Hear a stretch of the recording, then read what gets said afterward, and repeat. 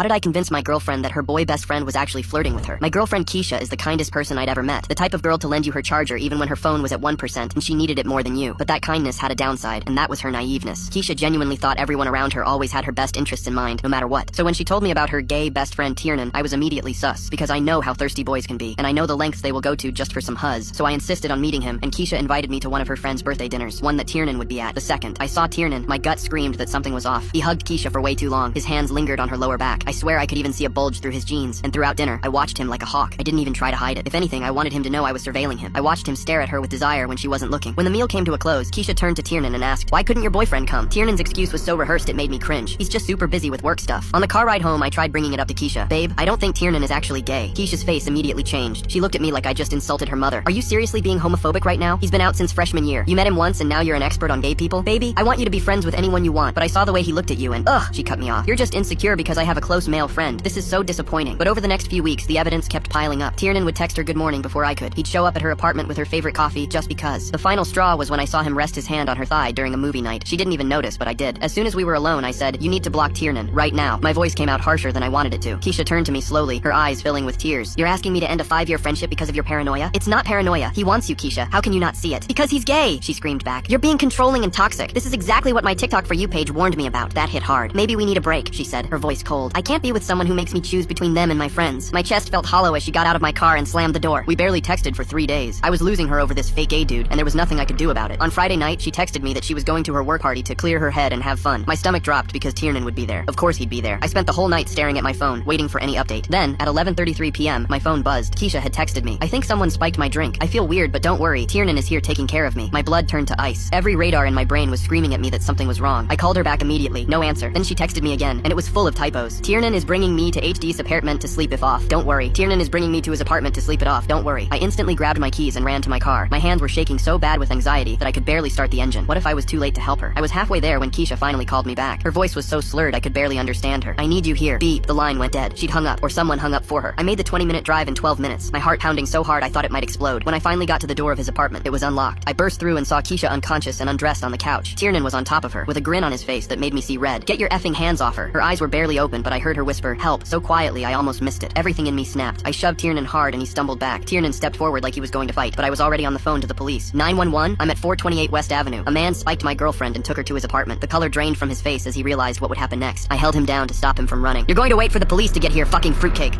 At the hospital, they confirmed there was something in her system. Tiernan was let off scot-free because he somehow managed to convince the police he was actually gay, and he pulled the "you're homophobic" card. But it's okay, because, well, let's just say I paid an ex-criminal a lot of money to visit Tiernan's apartment in the middle of the night and see how gay he really was.